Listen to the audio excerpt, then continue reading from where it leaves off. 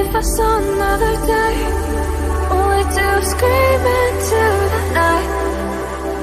Nothing ever tries to change, even if I want to realize. 'Cause I've been sitting here, same old ways, taking off without the same mistake. Darling, will you go away? It won't be as simple for you.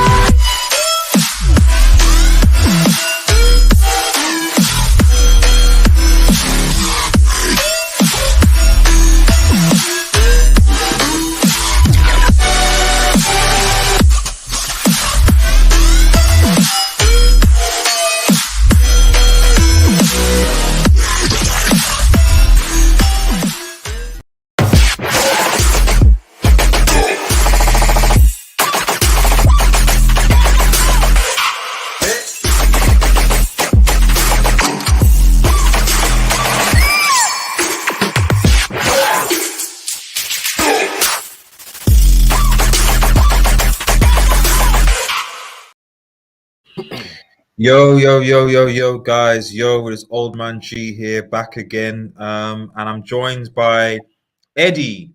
Eddy, bro. Eddy, how are you doing? Yeah, man, it's good to be on with you again. But in general, in terms of, having my good football feeling, it's not there because obviously we're Man United fans and we keep getting just embarrassed, so not feeling too good, to be honest.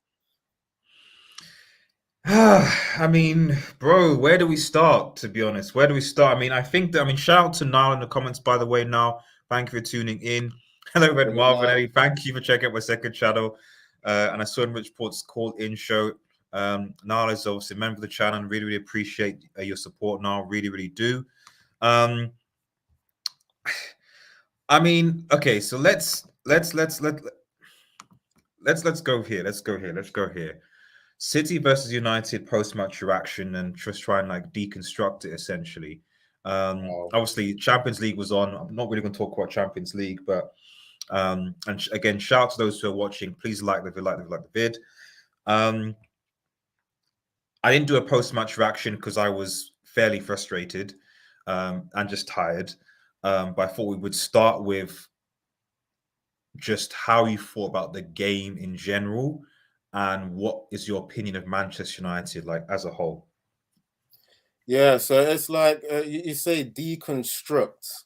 Yeah, how do you deconstruct a building, which is Man United, that's already looks like it's demolished?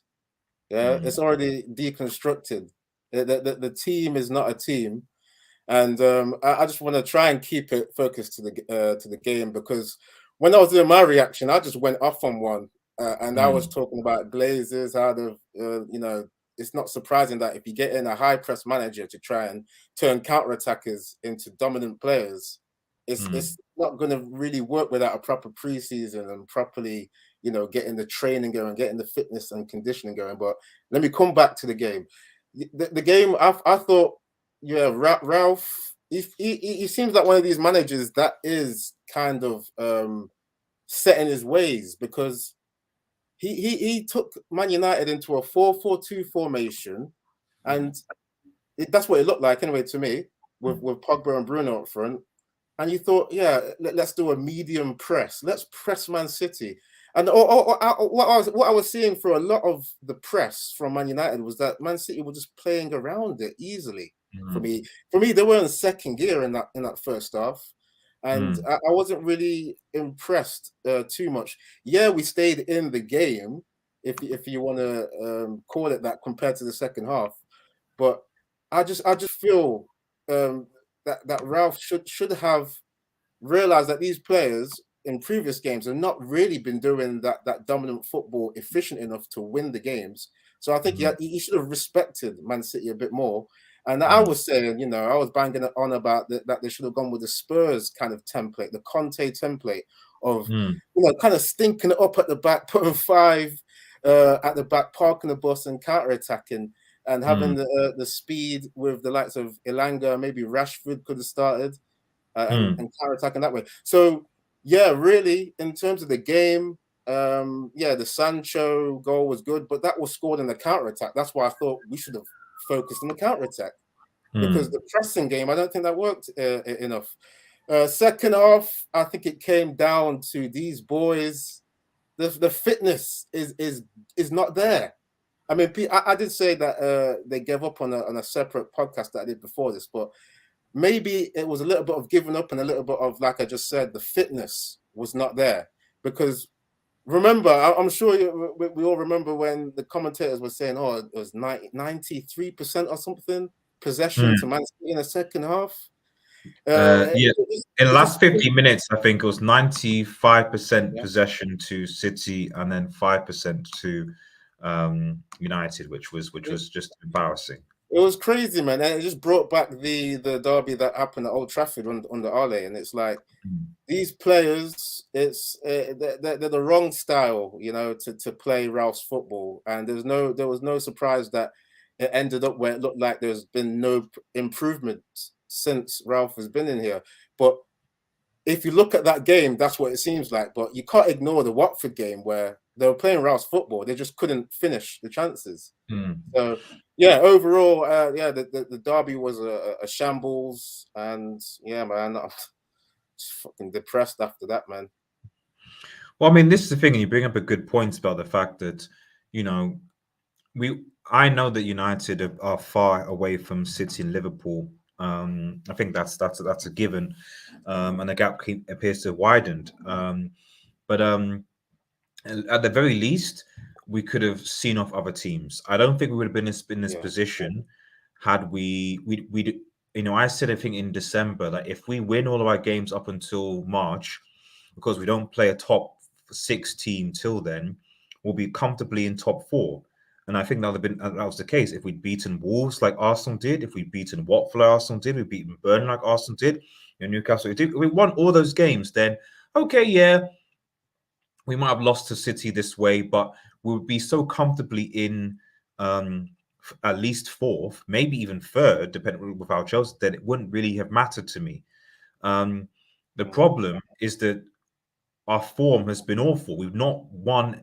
You know, a lot of people think I'm hyperboling when I think that this has probably been the worst Manchester United season that I've watched on record. I would agree with that, bro. Go on, speak, man, speak. I think it is, because even though we're not in the position that maybe Moyes was in the first season or what have you, it's the fact that, but even in those Moyes games, those things, it's the fact that this season we've never, aside from maybe Leeds, and even then at their home ground we had an issue, we've not really convincingly beaten anybody. From all the 20 teams in the Premier League, I'm like, which team have we actually, home and away, convincingly, you know, played off the park, beaten, where I'm like, you know what, we're the best team? I can't think of any. And that includes Norwich, that includes Burnley, that includes Newcastle, that includes Everton, that includes Watford. You know, you look at the bottom 4 teams, like we haven't beaten Watford this season. Then the relegation zone, we just about beat Norwich 1-0. Now it's a penalty. Newcastle, I think we beat them at the start of the season, which was although even that game that they played well. So the point is, it's just that, you know, I've never watched United team side to side where like we have not been convincingly better in a team. I've not seen that in any single game. It's like every time United play a team, they're up for it. Like there's no fear that they could do one. You're scared. You just don't know. And so, you know, even with this Atletico and Spurs game coming up, I'm like, well, I don't have any real confidence for this team going into these games, because I know that these guys can get spanked, and I know that these guys on a fundamental level, which is why I was so scared when I saw this City game, was that they didn't look like they cared. And so, and but with so many people, and we'll talk about it in the future about them leaving, but in the context of this game, they didn't look like they cared.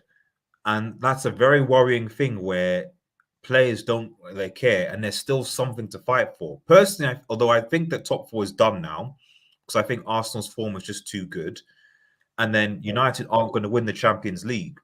Not playing like that, we might beat Atleti, and I think that's a stretch. But the fact is, if we get to the quarterfinals, whoever we get drawn against, unless it's maybe the one of the Villarreal Juventus side, that's maybe the only team I think that. Okay, Benfica, Ajax, possibly, but outside of those two groups, anybody outside of that, United are getting spanked. And it's one thing to get spanked in the Premier League; it's another thing to get spanked on the Champions League, like we saw with Salzburg right now. Because people saying 7-1 Salzburg, bro. Like, do you think I don't want to see PSG or City or Liverpool or Bayern put 7 past its United side in one game? I know, but man. it's easily possible. I'd rather us go out to Atletico Madrid now on a 1-0, at least with some pride, than get dumped out of the competition in the quarters. But you know what, bro? Yeah, I think that Man United have got to throw the eggs into the Champions League basket now, because the football that they're trying to play in the league is to qualify for the Champions League. But like you're saying, I mean, Arsenal look in pole position to get that position with them games in hand or a point ahead, 3 games in hand and a point ahead, right? So it's like I mean, Man United don't look like they're going to do it, because they've got Spurs next. That's going to be a hard game. So I don't. Yeah, it's like what you're saying is like, but the Champions League is a whole next level. I don't know how they can do it, but we've seen weird things happen. I mean, we even saw Chelsea win the Champions League when they had to qualify for the Champions League. I forgot what season it was, but I think they finished like 7th or 8th or something. Yeah, I remember. And they had to win it. I think that maybe was their first Champions League that they won, when Drogba scored the winning penalty. Yeah, it was. Yes, yeah. I mean, and then if you look at their team that won it, they had a lot of injuries as well. Their team, if you look at it, if you go back to it, they had people like, I think it was it Bertrand, who was like a youth player at the time, was playing. They had a bad team, apart from like Drogba and a few others that were good. So I don't want to. I want to be realistic, but I don't want to rule Man United's chance out at winning. Maybe. I mean, because you said the players look like they don't care. Maybe they could be given the hairdryer by Ralf. Eddy. That first half against Atletico Madrid, possibly the first 60 minutes, was possibly on the worst. I want to believe, Eddy. I do. Yeah. It's just that I need evidence. So even in the Champions League, but for Ronaldo, so like last minute clutchness, we wouldn't even be in the. I know because of people saying Ronaldo's that, and they're like, oh, I hear people say, oh, yeah, we would have still beat them without Ronaldo. I'm like, are you sure? Because if Ronaldo isn't there, Martial was out of favor, so he's not getting picked. And Cavani might have been present here nor there because he was always halfway injured. So unless you're saying that Marcus Rashford or Greenwood would have stepped up before obviously the things happened, I don't know. I don't necessarily think that United get through that group without Ronaldo's goals personally. Yeah. But even despite that, United's performances in the group were, aside from the game against Villarreal, I think, at Villarreal, which was 2-0, which I thought was quite comfortable. All the other games. Which one was that one? The game against Villarreal in Spain when we won 2-0. I thought that was fairly comfortable for United. Although, I mean, if you look at the first half, I don't think it was really that comfortable, because Villarreal, they had quite a bit of play. They just were toothless, like this current Man United team is. Second half was maybe a bit better. But I wouldn't say comfortable anyway. Well, there you go. So we had an easy group that we should have easily walked. I mean, we topped the group still, but we should have easily walked through it. We made it difficult for ourselves. Yeah. And then the first half against Atletico Madrid, it's like, it's awful. And Atleti hit the bar at least 3 times, So it's, if United win, it's going to be by some divine intervention or something. It really, really is. At the very least, a luck of the draw. So you're saying, okay, the only way I see us winning or going through is if we face the winner of either Juventus or Villarreal or possibly Ajax or Benfica. Okay. and then going into the semi-final, that somehow we get like maybe for example I'm just trying to think what are the other permutations. I just don't Yeah, think there's any good side to get, man. We struggle against yeah. everybody. Well, this is the thing. It's just the thing is over 2 legs. I trust United. It's just a one-off game, You you say know. you So, trust? oh well, trust is a strong word Yeah, that's a actually, hard one, man. because well, if you think that home and away legs in the group stages overall we won those games, but I don't know. I mean, Uh, but just before I go into the comments, Chris yeah, asks, Pellegrini says, would Pep win with these United players? yeah, Chris Palagucci, man. I don't know if I'm saying it right. Chris Palagucci. I'm not sure, but I was on his podcast after the Mm, game. So shout out to okay. him. He's a good guy, man. I was, you know, what I mean, I was so pissed after Manchester Derby, and he, you know, gave me a good platform to come on and do a Good, show with good, him. So good. shout out to Chris. That's a good question, by the way. You know what I mean? That would Pep win with this style of players? And it's got to be a firm no. I mean, if you look at what's happening with Ralph, right? I mean, he can barely get these guys to play two halves of football, right? Mm, They can't. In terms of creating chances, they've created chances, right? We've seen 160 chances since he's been mm, here, more than any other team since he started.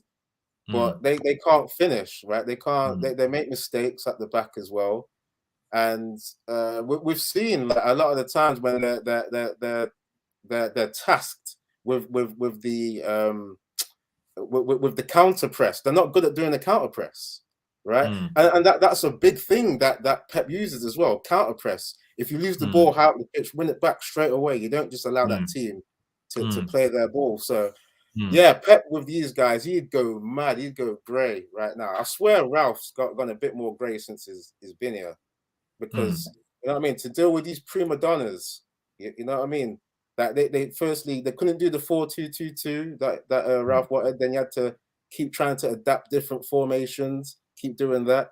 Pep would be ripping his hair out trying to adapt to these players that are just the wrong style. They're a low block team, innit? Maguire, Wan-Bissaka, low block players. He couldn't do much with them trying to play out from the back. I don't know what your thoughts are, bro, man. I think it completely you would fail with them. Yeah, no, he'd retire most of the team, because and a lot of these players don't have any real technical ability really. You know, he could probably I could see him using Sancho. Pogba, I think, would be difficult because of his, you know, with maybe some. I just don't think Pogba doesn't come across me as a pet player personally. Um, I don't think he'd use Varane either, because he's not his distribution of sweep isn't really there. Well, he's all right. He's better than the other players, I would say, in terms of passing. You know what I mean? Yeah, but I mean the keepers that Pep seems to like seem to at least they're essentially like an 11th player on the field really. So I don't think De Gea is really like that for United. They get involved in the build up play of the team. Hence why he got rid of Joe Hart fairly quickly, and Yeah. then when he came. To be honest, right now, all I can think of is Jadon Sancho, possibly, you know. So us on the right, that's all I can really think of. I can't think of anybody else in that current United squad. Maybe a Pogba. Did you mention him? Yeah, I said Pogba. I don't think he's a Pep Guardiola player, No. because he's got good technical ability, but I Yeah. don't necessarily think that he's the type of player that Pep, you know, that Pep would work with. Especially Yeah. because he's like he can hold onto the ball, but he does lose the ball a fair bit. And defensively, you know, so midfield, he's not that great. Yeah, it seems with Pogba, he tries to hold the ball too much, right, and trying Mm, to get people to engage him instead of mm. playing it quickly. So I think Pep would get mad at him Yeah, doing that, you know. exactly. Yeah. So really, like I said, all I can really think of is Sancho, really. and really that's about it. Everyone else in the team either has technical ability, but they're too risky, or has always too risk, or is too risky with no technical ability, or it's just bad at both. So apparently City wanted Fred as well. Maybe Fred would have been able to be molded. Well, you don't know. You know, City wanted Fred, City wanted Maguire, City wanted Ronaldo. You know, so and they all went to United, and you know, look where we are. Kango says, if you look at things realistically, we don't really have a bad starting 11 picked correctly. So the Champions League, we can do anything as long as Wagner doesn't much up the tactics.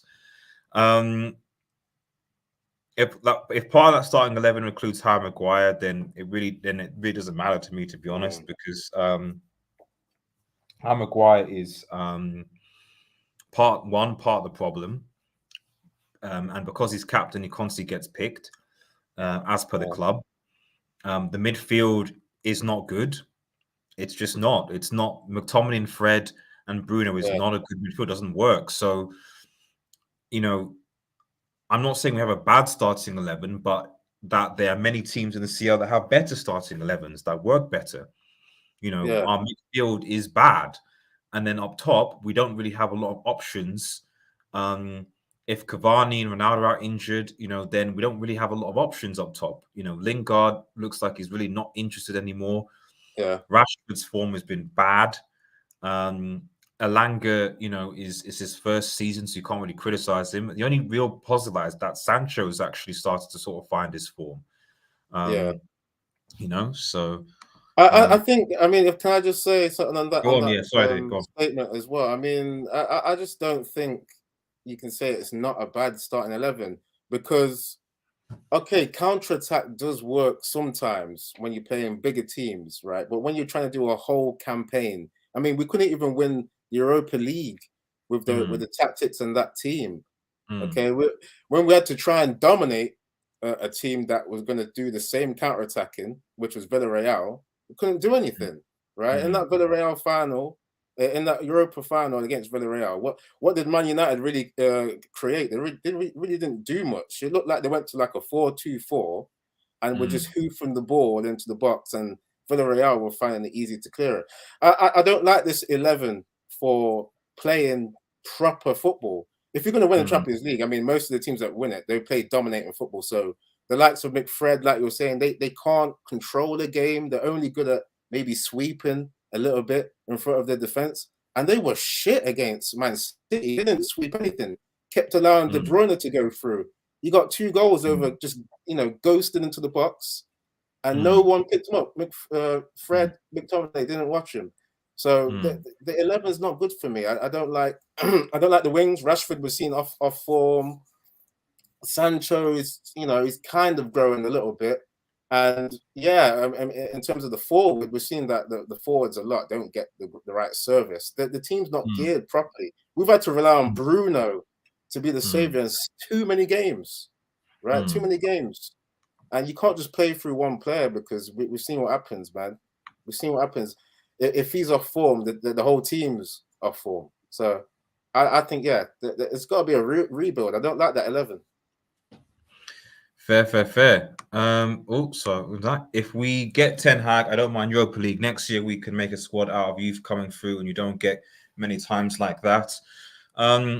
I don't know. Personally, I'd rather just not play any European football, really, to be honest, with all the traveling and stuff. Because, okay, even if you don't mind Europa League, we're still going to have to play players in it, and we're still going to have to play first-team players in it as well. So it's a distraction. It's disruptive to the league season, and we can see with Arsenal, for example, how they've done bits because they don't have to worry about European football. So I would rather finish, you know. And the thing is, you're saying that we're going to get Europa League. That's the assumption is made based on the fact that we're going to finish 5th or 6th. At the rate that United are going at, especially if Spurs and Arsenal play the games in hand, Wolves, United could finish 7th, possibly even 8th. So you've got to bear that in mind. Like, there's no guarantee that we're actually going to, that this United side is going to be finishing even even FIFA 6th. Solo, shout out to Solo from the Man United Agenda. Big up Red Devil Studio Eddy. Chris says, yes, Fergie Timers on Spotify. Certainly check it out, guys, for those who are watching. Check it out, man. It's a good show. Mr. Man says, Varane and Ronaldo should never have left Real. Well, Don Perez knows how to do his deals. That's the thing. He knows when players are past their prime. I think the only mistake he probably made was Bale's contract. But outside of that, I think Don knows what he's doing. Slate 23 says Maguire and our time in field is meant to counter, not to possess the ball. The lack of work rate has no excuse, none. And I agree with that. I agree with that. You know, big up to Kate Slater, man. I chat to him quite a bit as well about the football. I know him from like other streams. So yeah, what he's saying, man. Kate Slater knows ball. I mean, this is the thing. The team is meant to counter, and then Glazers have got someone in Ralph that likes to play dominating football, and we're just seeing a complete culture clash that's happening, and you know. Yeah, it's bad. It needs to be a rebuild. I'm going to keep saying that during the stream. I mean, new players have to come in that can be technical with the ball. Well, the counter attack's dead, man, for a big team. That's if he's allowed. That's if he's allowed, you know. And that's the thing. If he's allowed, then that's fine. But you know what will probably happen is that he'll not be allowed to do his thing. Solo says we cannot play Thursday night football, guys. No, I agree. Shout out to Maisie on Devils United. Maisie, thank you for joining the stream. Maisie, as always, make sure you check out Devils United. And hopefully, I'll DM you, Maisie. We'll be doing a preview on this channel for the Spurs game. In fact, as all live, I'll send you a message just for live. Let's just quickly move on to the sort of the fallout and basically the unrest, because as it seems to be almost common for Manchester United, every single time they lose a big game or have a bad performance, you get all these leaks of unrest and all this stuff that seems to come out post, you know, from the media.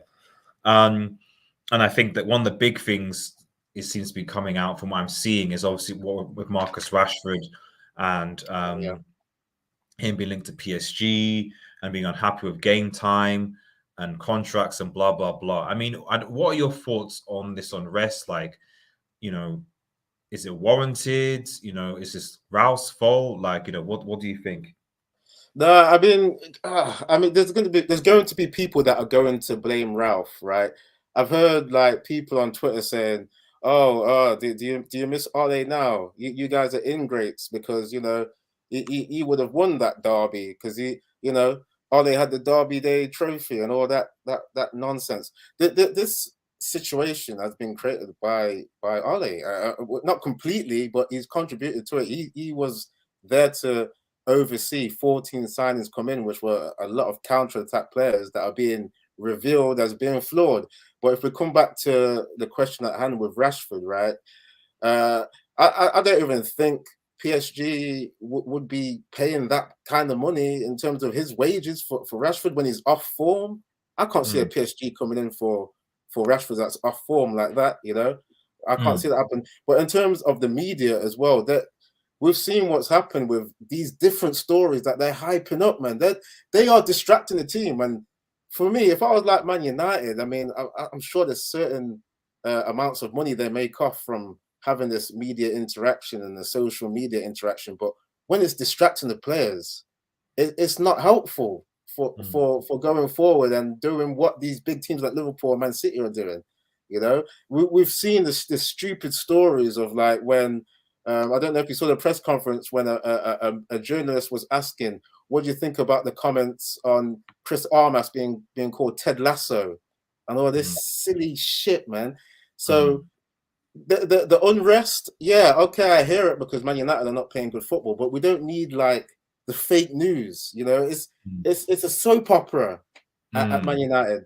And this is why a lot of fans I don't know if it's a lot, but I can see there's certain stories where I see people on Twitter again, where there's a Man City fan there's a Man United fan. He's got children who he's tried to, bring up in the Man United way. They want to be Man City fans now. They want to actually support a team playing football because when we come back to it, we're watching Man United, right? We want to watch it for football. I don't want to watch it for the soap opera. I don't get anything out of that. I don't get anything out of Rashford being linked to going away to a different team, or the players apparently don't want to train past 5 o'clock. All this prima donna rubbish. It's mad. But coming back to Rashford, if he wants to leave, right, I wouldn't stop him, bro, because we've seen how bad he looks. He's behind Elanga. Elanga is a youth prospect, right? And he's already looking more technically sound, looking like he wants to listen to the manager. And Rashford still wanted to dribble through brick walls. So, yeah, if Rashford wants to have a fresh start, I wouldn't stop him. But is a team going to pay the money for him? That's the thing. Yeah. Man,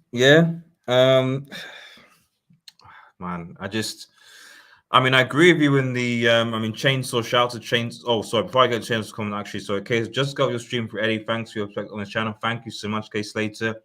Subscribe to the channel if you're new as well. I appreciate that as well. And if you haven't subscribed to Eddie, well, you must have subscribed to Eddie, but make sure you obviously subscribe to Eddie's channel as well. Cheers, man.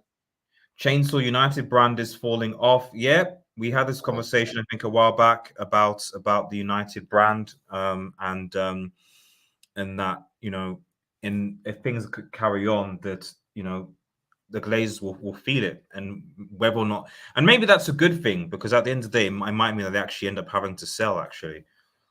Surely they must up the game if they're not going to sell, because Man City have put up higher revenue. That's got to be a kick in the ass, surely. What else is going to inspire you to do better? You think, but they are American owners, so it seems that they have certain profit margins to consider. If PSG give us 80 million plus for Rashford, we take it and drive him there. 80. Wow. If I doubt they would, especially given the fact that he's going into his final year of his contract. That's the key thing, really. Man. A lot of United players, we're always talking about, sell this person, but at the end of the day, a lot of clubs are not going to buy our players because our players are on high wages. So you have to take that into account. And also, a lot of them are either in or going into their final years of their contract. So it doesn't make sense to PSG to be like, we're going to spend 80 million on Rashford now. I guess Mbappe's leaving, so maybe they might be tempted if they can't find alternatives. Because I think they would sooner bid for San Maximin at Newcastle than go for Rashford. Well, I would say, to be fair, Fabrizio did say that he was on a list. So and I do trust Fabrizio. So, but there was no contact. So I've got no doubt that, because Mbappe is leaving PSG at the end of the season, that's a fact. So they will obviously have drawn up a list of potential players to replace him that they can bid for. But Rashford's not going to be on that list, surely, and not for that money.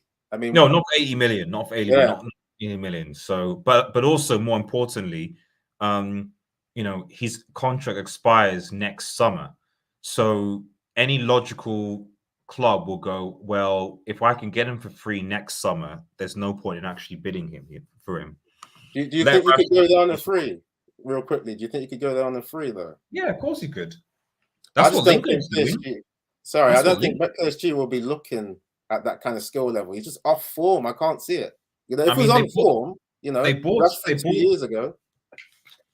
They bought they took Ramos, they took Ronaldo.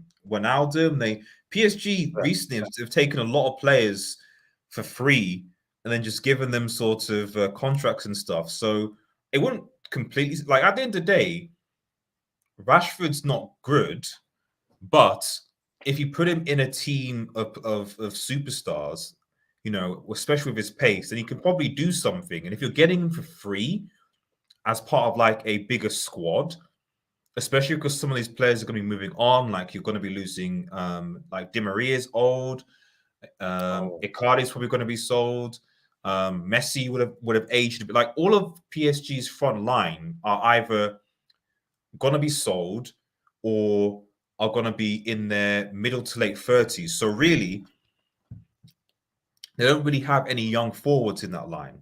You just mentioned the dribblers as well. You mentioned dribblers, yeah? You mentioned Di Maria, Messi, Mbappe, all these guys, yeah, that they don't do what Rashford has done a lot of the time, which is try and dribble through brick walls, right? They're gonna want a proper player that's on form that can dribble, you know, because like you were saying, Ronaldo, Sergio Ramos went there. I don't think they were off form like Rashford when they went there. So yeah, I just can't see it, bro.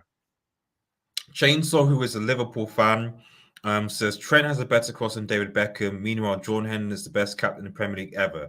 I think best captain in the Premier League ever is a strong statement. We can tell who however, he supports, can't we? We can tell that he supports Liverpool, eh?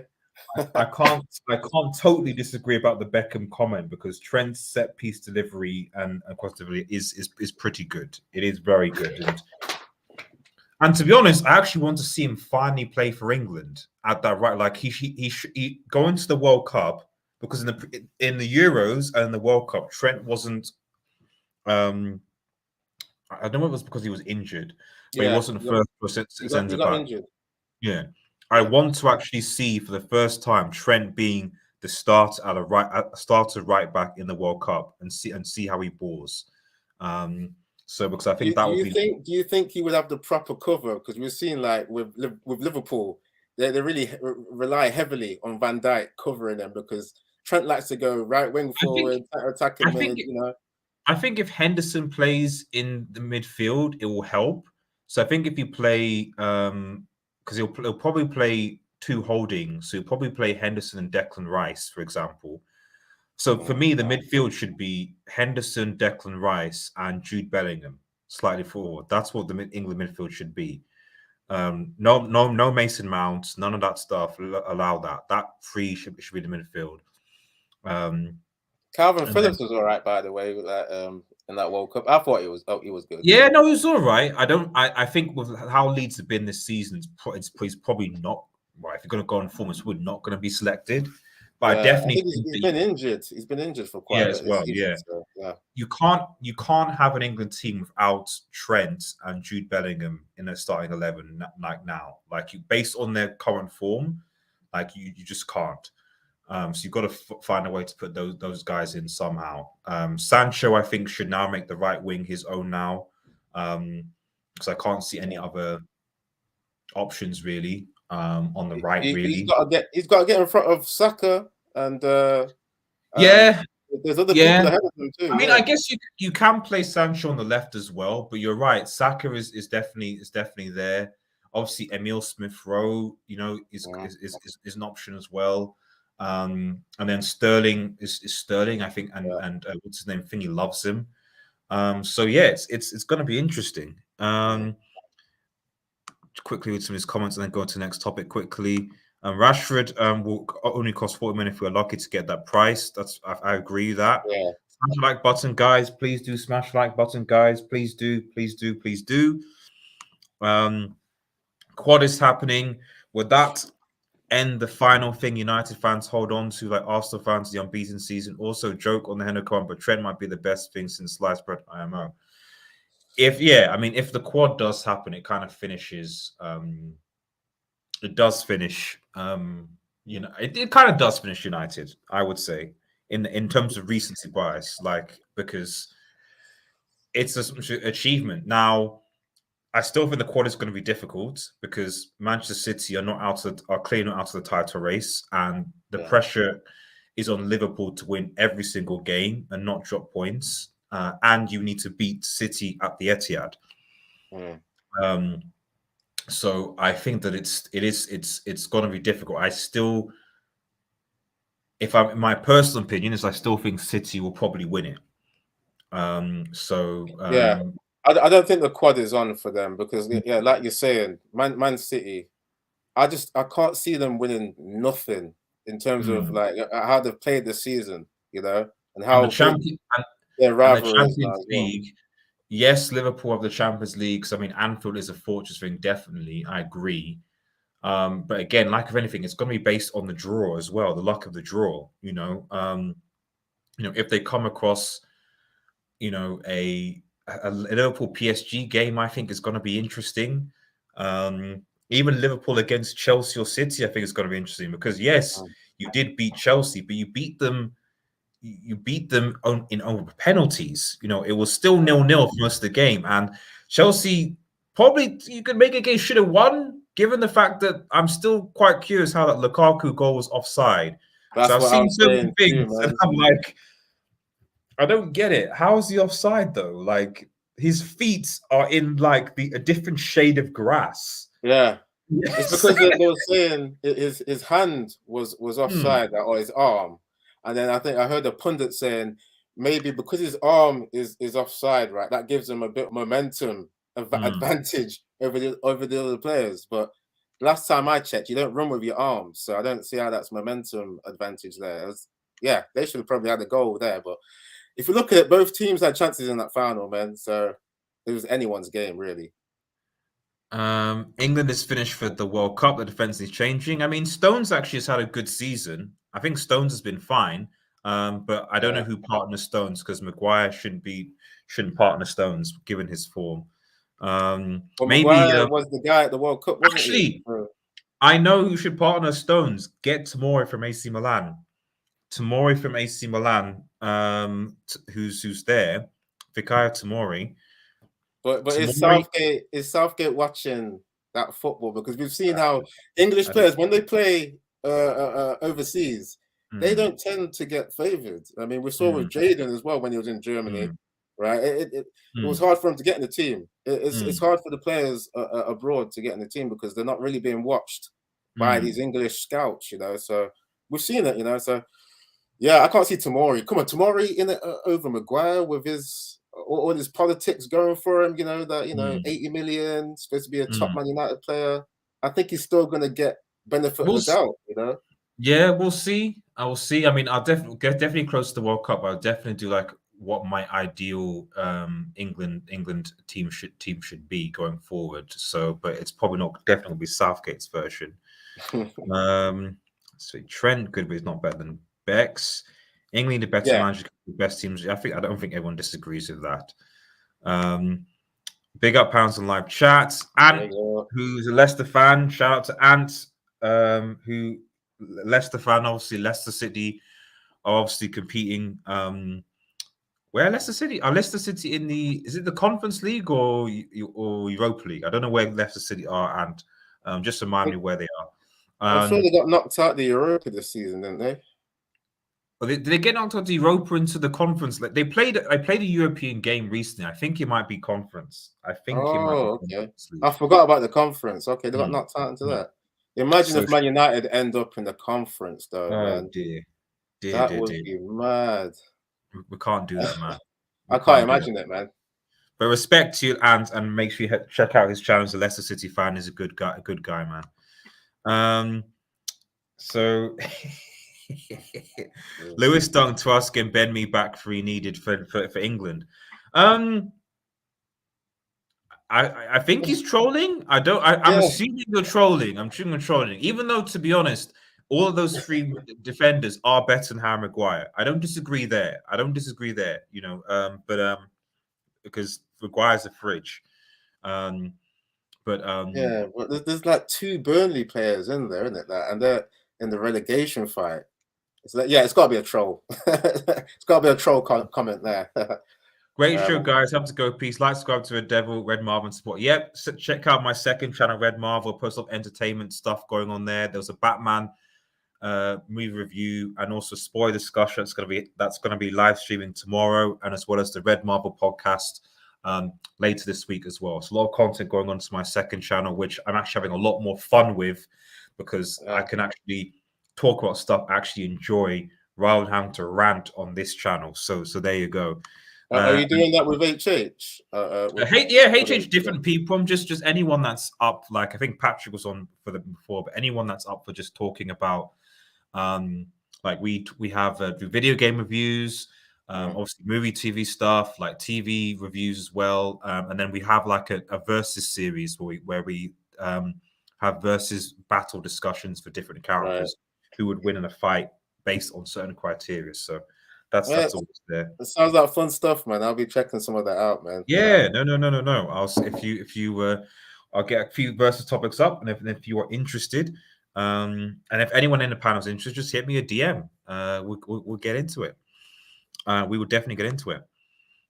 Great show as always. Keep up the great work, Red Devil and Eddie. Thank you, man, and check out Man United's agenda as well. Thanks, man. Yes, Thanks. And Ans, last before I go into get Antonio up top, proper Brexit board could also do with a midfield two of John Shelby, Jack Cork, can be a bit fancy and get Mark Noble in. I know Ant is trolling. I know Ant is trolling with this. It's Brexit football for England, which, you know, I mean, to be fair, I mean, it would probably qualify from the group. Outside of that, though, I don't know. You know, it's John. To be fair, John Shelby has actually got good ball control. It's just that he's actually not a bad player. He's just so indisciplined, and he's a good technical player. Like, he's passing as well. I like exactly. He's got good passing. He's technical, but he's just very ill disciplined, and his work rate is not that great. You know. And with Antonio as well. Yeah, if he had like a proper link-up player with him up front, right? Like he'd be a good what do you call it? Imagine if he was up front with Ronaldo, he could do all the running and like, you know, do all the bullying for Ronaldo and actually help Ronaldo up front. Like, I would take Antonio at Man United right now. I'd take him. I certainly think that Ronaldo would definitely needs help. Yeah, definitely needs help. Let's quickly just sort of move on. Last two topics. Top four, briefly. Top four. Can United still get it, or is it just done? Is it just done? Is it just done, Eddie? Bro, it's. I mean, we've already assessed where Arsenal are at, right? 1 point ahead, 3 games in hand, and then we've got Spurs to play, who have got 2 games in hand. We beat them, we'll be 5 points ahead, but I think still like a game out of hand. It just all comes down to Arsenal being that big threat. And when I was watching them against Watford, I was like, okay, I think that they could bottle this. And then I see them pulling out these kind of triangular passes. That two of their goals, 2 of their team goals are going to be like goal of the month, like what they were scoring with Martinelli. I think it was Saka. They're looking ridiculous, and I was taking the piss out of Arsenal before, like the recent games, and I'm eating my words because I said there would be like too much of a rookie team because they got a young team. I said that the manager. I mean, even though we can see his philosophy, I thought he's still he's still inexperienced because last few seasons finished 8th place, and that's his first job as well. He's not had any proper experience before that. He's graduated under Pep, but still that's a big gamble taking one of Pep's students that's had no experience doing it at a high level. So yeah, just to answer that question, is top 4 done? I reckon it is, because we've seen Man United can't finish their dinner against Watford, against Burnley, against Southampton. You were listing teams at the start, man. There's too many teams you were listing where Man United can't finish their dinner. So I reckon, even though it's going to be a hard ask, all the eggs have got to be thrown into the UCL basket to win the competition and get through. It's going to be hard. I know it's going to be so hard, but we see that the game against Spurs is on the 12th, and then we got Atletico on the 15th. I'm thinking maybe Ralf has to rest some players, That's going to be a hard dilemma for him. But I would rest some of my best players and put everything into beating Atletico Madrid. We've seen that they're not really on form. They're fighting to qualify for their Champions League. We've just got to go for it and not fear anyone in the next round. So I think top 4's done. Just got to try and win the Champions League. As mad as that sounds right now. I was going to say, I was like, I hope you're right, Eddie, man. I really, really do. I pray and hope that you're right. I really, really want you to be right. But I've not seen a convincing performance by United in the league, in the Champions League, in the FA Cup, in the AFL Cup. We've just, in whatever competition we're playing, we've just not played well at all or looked convincing at all. And to be honest, as I was saying, I'd actually much rather preferred we actually lost to Atletico Madrid in the first leg, because if we lost 1-0, knowing Diego Simeone, what he would have done, as he did in this game, would be like, right, it's 1-0, I'm going to defend my lead. And they would have been defensive, and we would have just had the ball, and we could have just basically just spent the time trying to break them down, score the goal, but we'd have been at home, so we'd have had the advantage. The problem with 1-1 is that Diego Simeone is going to go, well, it's 1-1. We need to actually do something here. So, like the start of the game, it will basically be a repeat of the first leg, where I think Atletico Madrid are going to have a lot of the ball and they're going to go at us and press us until they score. And then when they score, they'll sit back. So, if we're going to concede, we need to concede early, like really early on. Because if we concede really early on, I think we can still win the game.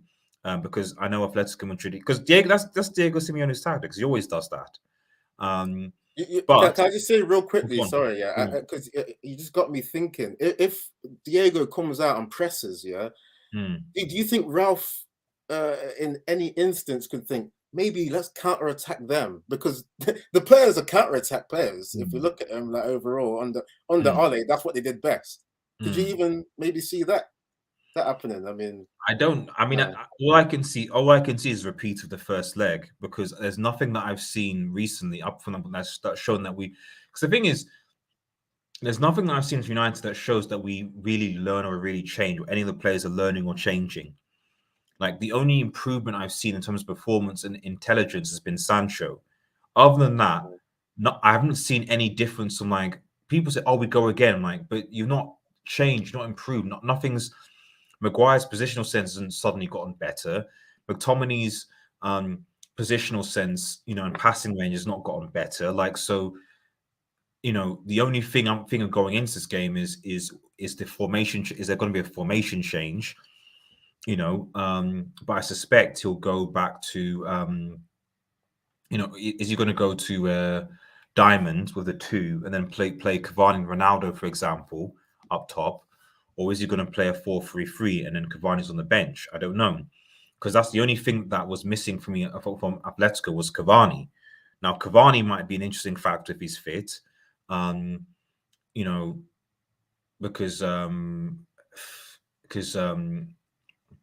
I don't think that you can, because the whole drop Ronaldo thing, I don't think it's going to be a thing. So if he's going to go, he's probably going to play Cavani and Ronaldo together, I'd imagine. Right. So the game's like a week away. Yeah. Are they going to be fit then? Because like Ronaldo had a hip injury. They're back in training, right? Apparently. They're back in training, apparently. So that literally the only hope or possible thing that changed for this game is that Cavani is playing, and also, I guess, to be fair, McTominay is playing, because the midfield against Atletico was very, very high and exposed, with Fred, Pogba, and Bruno all going forward effectively. I think if he goes back to McTominay and Fred and Bruno or Pogba, whatever, McFred can't play. They can't play. Or McTominay and Pogba and Bruno, I don't think our midfield will be as exposed as it was with Pogba, Fred, and Bruno. Bro, we've seen when Matic comes in. Yeah, well, that's the thing. The amount of control he has over the midfield, right? It's way better than McTominay. Yeah. I mean, we've seen that. Okay, Matic sometimes with his fitness or his legs. It's not as what do you call it? He's not as fit as he used to be. I really wish we had prime Matic, man. Prime Matic would make a huge difference. Yeah, but I think it comes down to other people doing their job as well, because we've seen that old players can do it if other people are doing their running, that they are doing their jobs that they need to be doing. Matic can do it. I mean, okay, Matic looked good against Watford. Watford are a bad team, but there's potential there. And in the second half against Atletico Madrid, when Matic came on, we looked a lot better. Yeah. A lot better. So I reckon Matic comes in with Fred and the Bruno playing alongside, playing in the channels. If we do like a 4-3-3, Matic covering the defense, Fred and Pogba going up box to box. I reckon that's the best bet. That's the only time we've looked good. McTominay's too clumsy, can't control the game, can't calm things down. He shouldn't play. Yeah, man. It's Oh, before I even get to see, I can't even. Some of these things says shout out to Change saying 3 months of being a proud member and a lot of months ahead. Also, quad still on. I've literally just sort of seen that. Apologies, Chainsaw.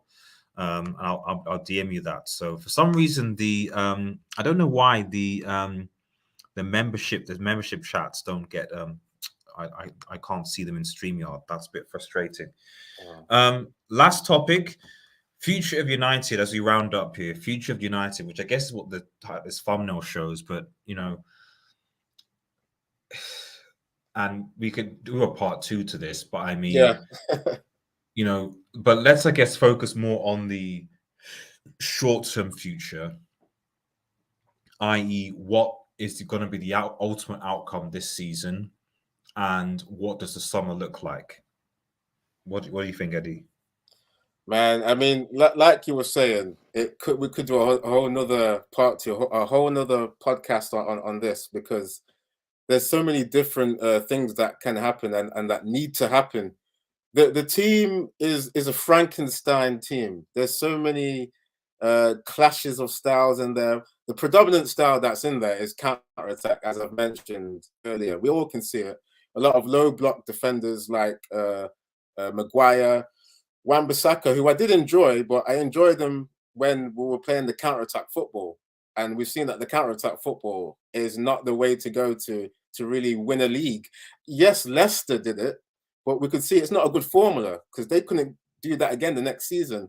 The bigger teams, they caught on and they started doing their business. Gegenpress at Liverpool, tiki-taka at Man City is ruling the roost. These are the kind of systems you want to have to dominate.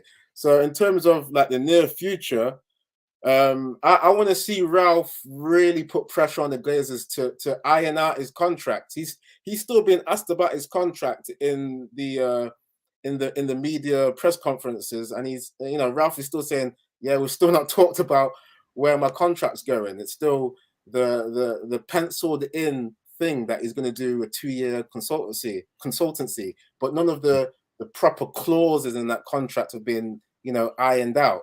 So Ralf has got to be hired after this interim, right? I think Ralf is really taking a gamble to come in as an interim. He's better than the interim, man. He's a developmental coach that needs a proper 3-season contract to develop a team, right? If it comes down to the point where Ralf recommends himself to be taking his team on again next season, I would love to see that, because then they would have to back him in the transfer window, and then we'd see some Gegenpress players come in, some players that Ralf is familiar with. I'd like to see Ralf go into Leipzig and take some players from there. Whatever people say, I like the style of football that Ralf is trying to implement. I like the idea of the pressing, starting on the front foot and getting the players. The players get tired at the end because they don't have the fitness. But unlike Ollie at times, no managers, I see what style of play he wants to play.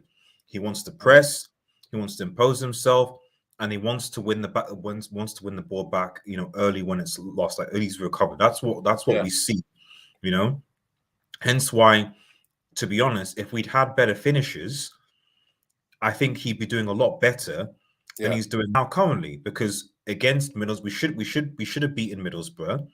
If we'd had better finishes, we should have beaten Watford. We should have beaten Burnley. There are so many other teams that we should have beaten, but for the fact that they can't finish. So that's why I tell people, I'm like, it's not his tactics that are wrong. Because if we'd had better finishes, we'd probably be fourth. But bro, we can't argue against 160 chances. Exactly. We created way more chances than we had under Ollie. And people are, we need creative players. He's just tweaked the system. We created way more chances.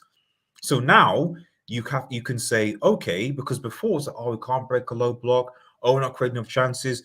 Now we're creating plenty of chances, but no one's finishing them. So that's for me, it's on the forwards. And unfortunately, Greenwood was our best finisher. So that was a big blow for obvious reasons. I'm not going to go into it before he said. Martial is neither here nor there. Ronaldo and Cavani are basically on their way out. So you're relying on Rashford, who's having one of the worst seasons ever, and Sancho, who's fair enough, he's up. So you're relying on one player effectively, and Alanga, who's new. Maybe Ahmad might do something when he comes back, but so as Anne said, the future will be good, but not for you guys, but for everyone watching, for rival fans. Well, he's saying that at Leicester, though. What are Leicester doing? I mean, Brendan Rodgers, come on, he's coming off his form. I mean, what are you guys doing in mid-table? Well, there you go. Although he'll probably counter by saying, at least we won a trophy last season. But there we go. That's true. That's true. Yeah. That's the problem. The FA Cup, innit? Yeah, exactly. It's like I can banter this Leicester and Arsenal ones to a certain extent, but then they'll be like, well, we have won the Premier League and literally won a Premier League and FA Cup most than you. And Arsenal like, well, okay, we won an FA Cup most than you, and you're like, yeah, okay, fine.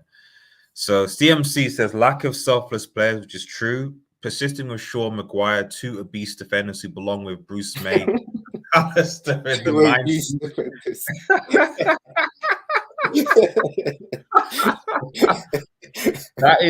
that is something. I mean, I as far as I'm concerned, Shaw and Maguire should be dropped, and they should just give Tellez and to be honest, if you're not going to play Bay, then play Jones. I don't care.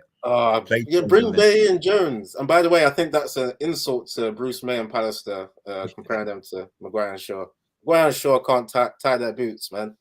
They are, two slacking defenders, man.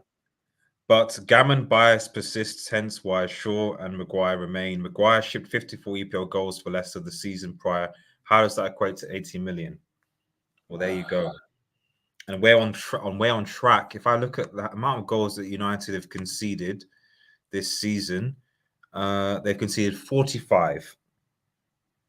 Oh, wait, no. Sorry, that's bad. That's how many we scored. Sorry, they conceded 38 goals, which is still the highest in the top, almost the top 10. Actually, no, I tell a lie. Southampton have conceded 41. So in the top 8, it's it's the highest in the top 8. So City, Liverpool, Chelsea, Arsenal, West Ham, even Spurs, Wolves have all conceded less goals than Manchester United. That is mad. And then even Crystal. I mean, you go further. Southampton, 41, Crystal Palace 38, so same. Villa 37, Brighton 32, and then I think Leicester have conceded more. Have conceded 43.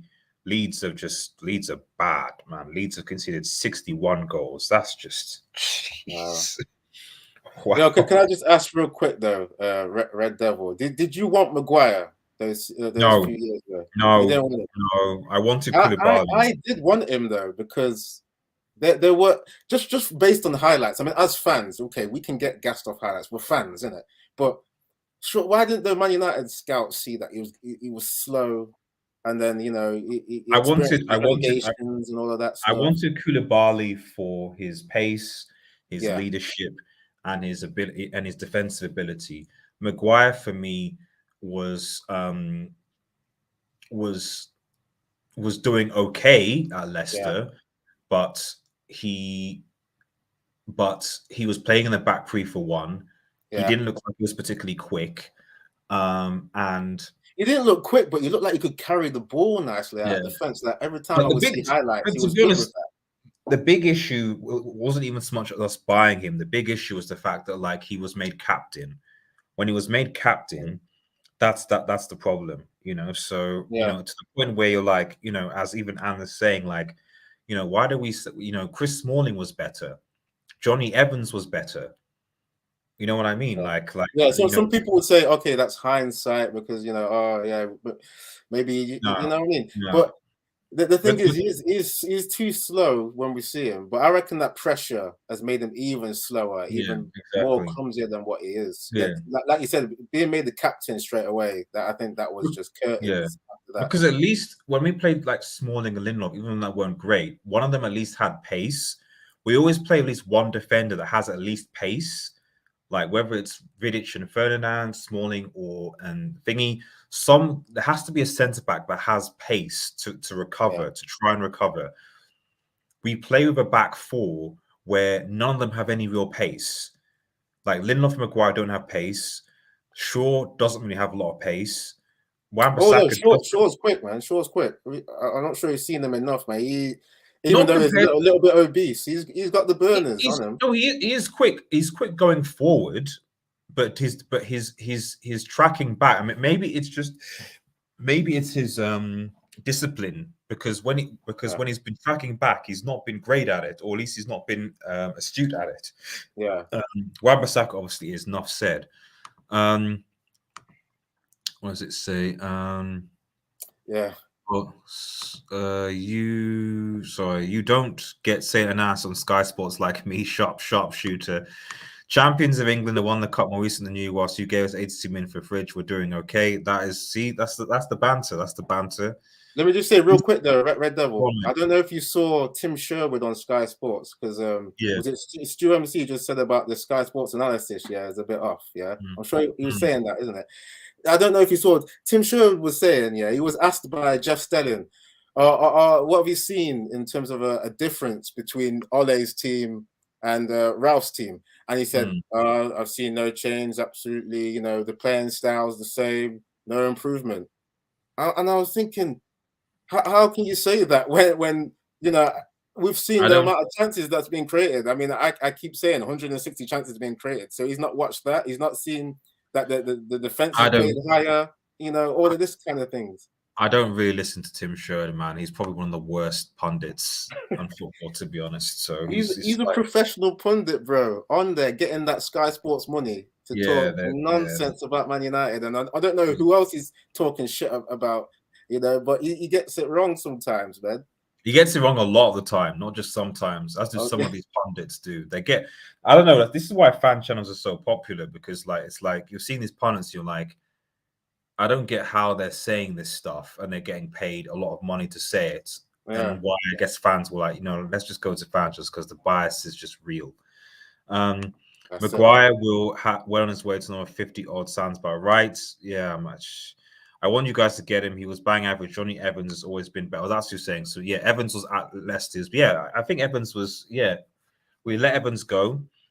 But yeah, I think Evans is better than Maguire. The only thing that Maguire maybe has is better in the air. But even then, what benefit has that been for United? He scored, I think, 1 goal this season with a header. Fair enough, but he misses. He can, I guess, to be fair, this season we haven't been that bad at defending from corners and like losing aerial duels. But the problem is that what teams now know, okay, fine, we're not going to cross and kick in the box. What we'll do is we'll just play the ball on the ground, and then when the ball is played on the ground, we have no chance.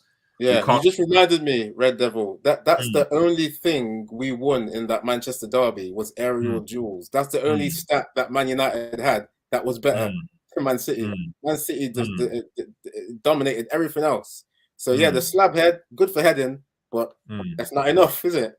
You gotta be a better one-on-one defender on the ground. Gotta be quicker. And at the end of the day, people find drugs like, okay, we're not going to put crosses into the box anymore, So, they'll do 2 things. They'll either lob it up and try and outpace him, which is what sometimes the low block teams do, or they'll just put the ball across the ground. And Maguire and the defenders, they don't tend to let the ball cross the ground, which is a bit annoying. Yeah. Dyer was hailed as a great hope because he was viewed as half decent on the ball, mainly masked by Axe, Free, Toby, Jan. That's fair. Maguire's followed suit, and now the rage is Rice. Yeah, I don't want to get us to get Declan Rice at all. That we can't. I can't. Yeah. I'm not saying Declan Rice is bad. He's solid, but we can't spend £100 million on overrated English players when there are at least comparable or maybe slightly better or slightly worse players on the continent that can do a similar job. This is why I don't trust the ownership, because we've got Rich Arnold and Murto. They're going to be doing the dealings. I'm not sure they know how to get the diamonds in the rough. This is why I emphasize that Ralph has got to be kept on, because he's got a history of getting these ballers that are, they're not rated highly, and then you get them and develop them. There's if you look into the people that Ralph's bought, I think I forgot who he's had at a certain point. I think was it Firmino? I think he had that. Was it Hoffenheim? People like him, getting them for pennies, and he turned into a great player. There's loads of examples. So you need these kind of wily individuals like Ralf that knows where to scout and get people for that low amount of money and develop them. Not these obvious signings like a Rice that he may come with the 80 million or 100 million price tag and crumble under pressure. We don't need that anymore at United. Too much pressure under the price tags. I don't disagree, bro. Guys, we're rounding up here. Thank you so much. For those who are watching, Eddy, man, I want you to shout out your channel and your socials and stuff, and where can people find you?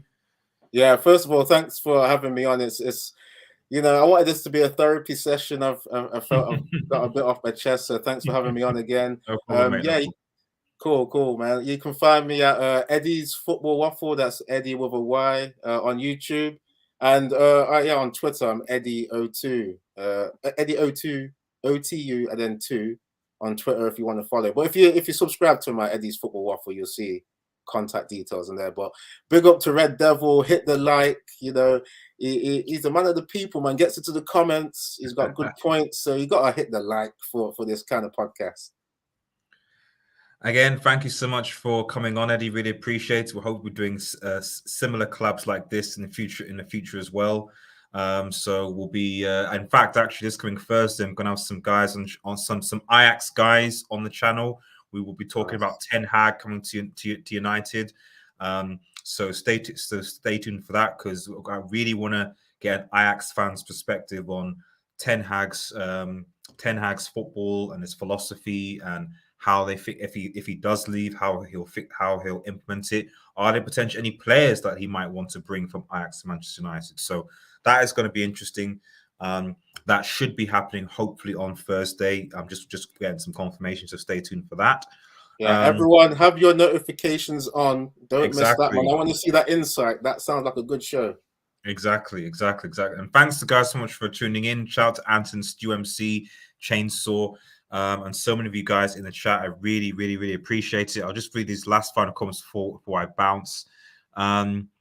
So I think Anne says, give it a few years, you'll put 100 million bid in for Dewsbury Horse. And the United game itself was wild. He dawdled out to close Bruno, who clipped a cross into Cristiano for glaring chance 2, rattled the ball off Fred to send him through an Areola. And 3, he lost Varane, who glanced over the corner. You're right, guys. Call out the gammon bias. Gammon bias. That's my lot. Fair play, GMC. Fair play.